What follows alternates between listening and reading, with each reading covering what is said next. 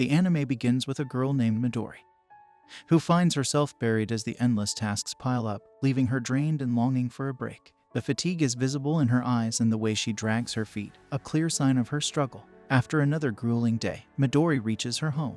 But as she steps in, tired and weary, she collapses, her body unable to carry the weight of her exhaustion anymore. In this moment of helplessness, a crushing realization hits her: she might be facing her end. Tears stream down her face, not just from physical pain but from the sorrow of leaving the world without a chance to bid farewell to her loved ones, especially her parents. As she lies there, something extraordinary happens. Midori feels her soul leaving her body, a sensation both eerie and serene. Amidst this surreal experience, she encounters a divine presence, God. This encounter turns her world upside down. God, with a mysterious smile, presents her with a challenge. He reveals a world called Aztalan. It is a world torn apart by the cruelties of humans against other species. Midori's task is to judge humanity itself, to decide whether it deserved to continue existing.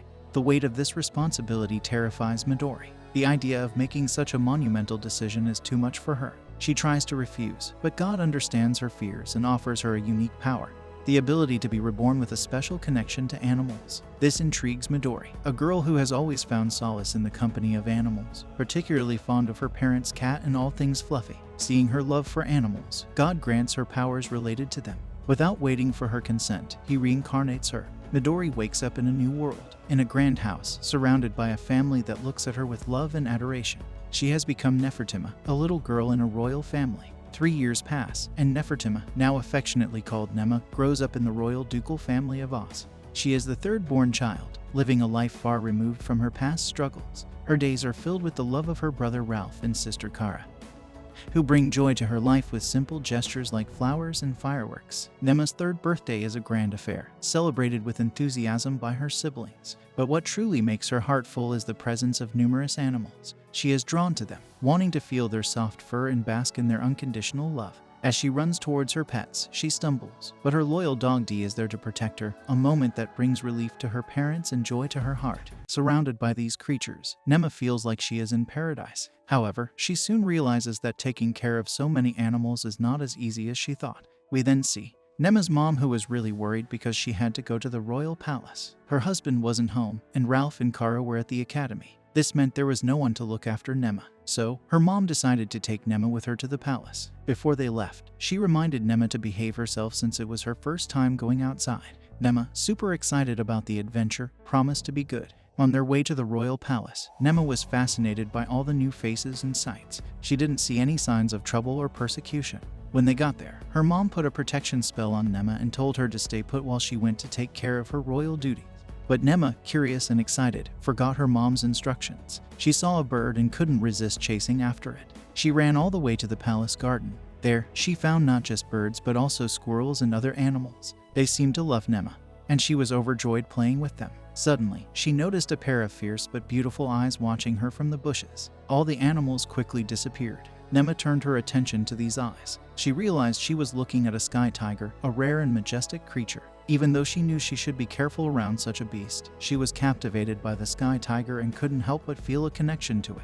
The sky tiger, a large and majestic animal, licked her, showing that he liked her. Néma felt comfortable with him and enjoyed how fluffy he was, feeling like she was in a whole new world.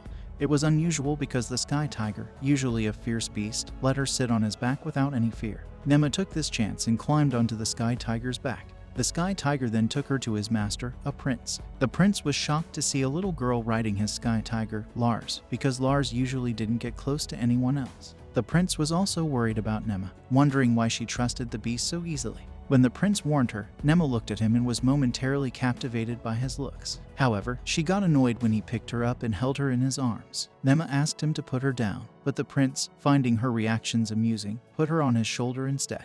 This made Néma yell and struggle, trying to get down.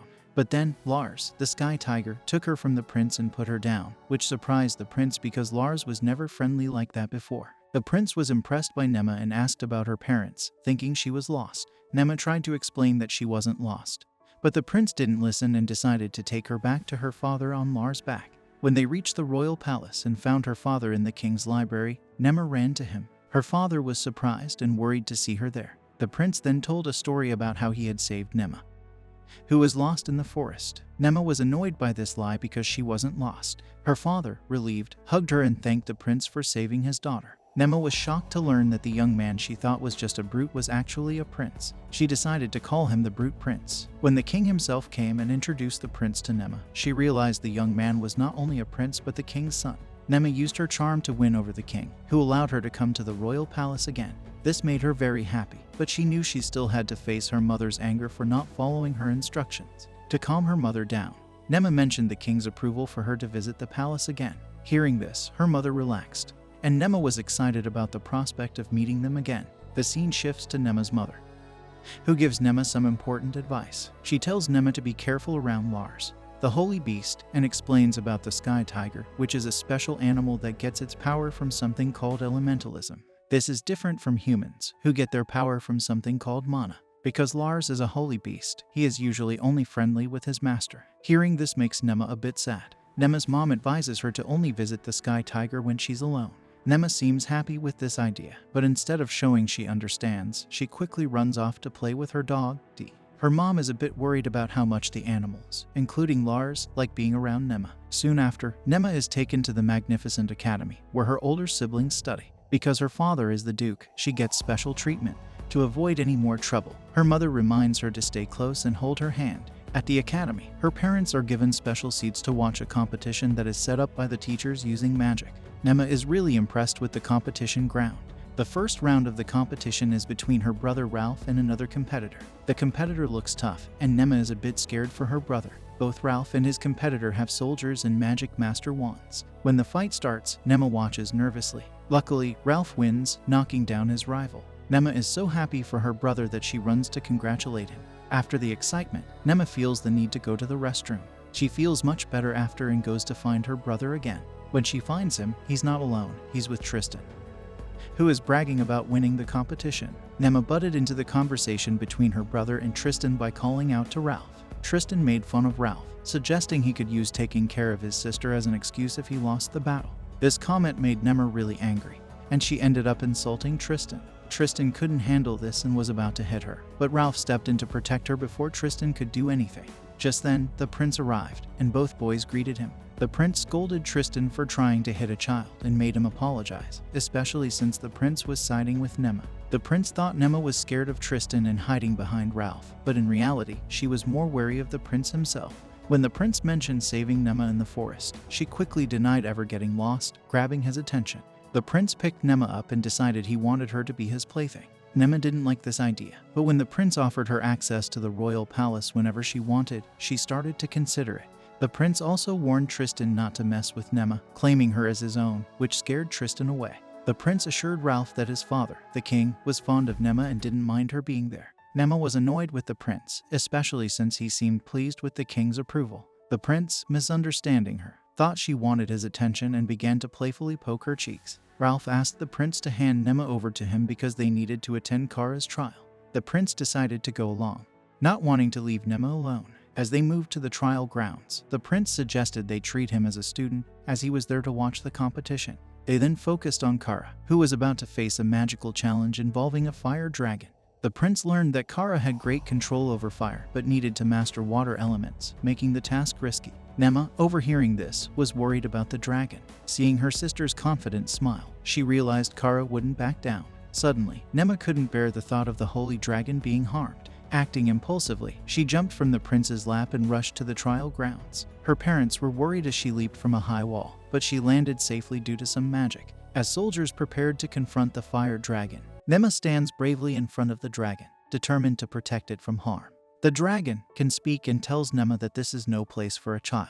Néma tries to reason with the dragon and asks it not to harm anyone else. The dragon doesn't like how it was forcibly summoned by humans and approached with hostility. However, Néma doesn't want anyone to fight, and all she wants is to touch the dragon's scales. To her surprise, the dragon is impressed by the fearless little girl and allows her to pat it. Everyone watches this in disbelief. Néma thought the dragon would feel hot, but it's actually cool and smooth. The dragon enjoys Néma's touch and promises that if she ever needs its help in the future, it will recognize her as its master. Before leaving, the dragon gives Néma a magical orb to stay connected. Néma, to make it easier to carry, transforms the orb into a cute teddy bear with a ribbon. This orb connects their minds, allowing Néma to use the dragon's magic. The dragon introduces itself as Saul and departs. Néma's family, relieved that she's safe, embraces her tightly. Even the prince is concerned and orders the court mages to investigate. He warns Néma's father that other power-hungry individuals in the palace might want her. Then his father says that he might have to eliminate them if they try to use his daughter. Néma is then brought before important people, including the king, to discuss the events involving the fire dragon at the academy. Néma feels a little scared in front of all these important figures. Néma, her father, and mother are questioned about the agreement Néma made with the dragon. While it may not have been a formal pact, Néma can still use the power of the fire dragon. However, she hasn't received the holy blessing of the beast. Néma is confused by this turn, and the king wants to make sure that Néma won't use her power to harm the kingdom. Néma's father, Daeland, solemnly swears that Néma will never do any harm to the kingdom. He promises this on his name. If Néma were to break this vow, her father's life would be in danger. After a thorough investigation, a mage explains that the dragon's appearance wasn't due to an incorrect incantation, it was God's will. Néma believes the same, as God was the one who reincarnated her in this world in the first place. Others present also see it as God's will and believe that holy beasts exist in their land because God has high expectations for their king. They hope the king will bring an era of peace where humans rule. Néma, being smart, detects a pattern of brainwashing with a divine message in their political discussions. This is exactly why God sent her here, but she plans to take her time and enjoy the fluffy moments before making any judgments. Understanding that such conversations can be boring for Néma, the prince suggests that she go and play with the magical beast Lars. Néma is thrilled to finally have the chance to pet and interact with Lars. The prince says something to Lars, who agrees enthusiastically. Lars is excited because there's a lot of meat for him to eat. Néma decides to feed Lars with her own hands, and Lars enjoys being fed this way. After feeding Lars, Néma plays with his paws and enjoys his fluffy fur. She's delighted to play with Lars to her heart's content. While playing, she felt the warmth of the fur and sleeps. Néma looks incredibly cute and adorable even while she's sleeping, especially in the eyes of her father. Everyone watching is equally impressed with her talent. In fact, they want her to form a formal pact with the dragon as soon as possible so they can use the dragon's power in their battles. Many also want to keep her under their watchful eyes for safety. The royal general is worried about Néma's safety and suggests assigning a bodyguard to protect her at all times. Néma's father is grateful for the general's assistance. The church also expresses interest in taking Néma under their guidance, but her father declines, seeing it as nothing more than indoctrination. He strongly opposes the idea of the church being anywhere near her. Despite his objections, the church representative insists on their proposal. However, he backs down when Lars, the magical beast, gazes at him. Still, he questions whether Néma is truly his daughter, claiming that she doesn't resemble her sibling. Néma's mother steps forward and clears up the confusion by revealing that they have taken the true Mana oath. This means that if any of them were unfaithful, they would bear the mark of the fallen. There's no such mark on any of their forehead. The priest still doesn't back down and says that maybe only Néma's father had taken that oath, but Néma's mother says that they have taken their oath in front of King and ask him if he is questioning the king's judgment. The priest gets shut down, but even after this clarification, many people still support the idea of Néma going to the church. They get into an intense debate and finally concludes. Meanwhile, Néma is sleeping, and Lars starts licking her, but he's just trying to wake her up. The meeting concludes, and the king grants Néma permission to move freely within the palace. However, she'll need supervision in certain areas. The prince tells her about the various animals in the palace that she's bound to like. Later, she meets Gwyn Fields from the 2nd Brigade of the Royal Guard. The prince asks Gwyn to take Néma to the dragon stables. Gwyn isn't thrilled about the assignment, and there's some tension when he encounters a rival. Néma didn't care about their rivalry, so she asked them to take her to see the dragons. Dan, who works in the castle, showed Néma his job, and it turns out he takes care of small dragons and some dragons that can't fly. When Néma saw these dragons, she thought they were cute. She realized that Dan really loves his job. Néma wanted to pet the dragons, but she knew it would be hard. So, she tried to use the sunshine orb to make the dragons happy. But this scared all the dragons, and they surrounded Dan and Néma. They ran towards a large dragon, and for some reason, Néma knew his name was Gaizel. This surprised everyone, and even more so when Gaizel said he would play with them for a while. Néma wanted to fly through the air, so she got on Gaizel's back, as if she could fly without anything. While flying, Gaizel told Néma that he could feel the presence of the fiery dragon in her. Néma explained that she had an orb that let her talk to the dragons. Gaizel recognized her as the Maiden of the Dragons and welcomed her. He took her to a beautiful field of flowers where many other dragons were nearby. Néma didn't miss the chance to enjoy the scenery, swim in a lake, and play with the other dragons. During this time, Dan was puzzled about how Néma knew Giselle's name and how she managed to ride him, as he is a proud dragon. But the surprises didn't stop there. When Néma returned, she brought Lars with her. Now they had a little girl with the prince's sacred beast and many dragons taking care of her. This brings an end to our episode. If you enjoyed it, then don't forget to like, share and subscribe to our channel for next episode.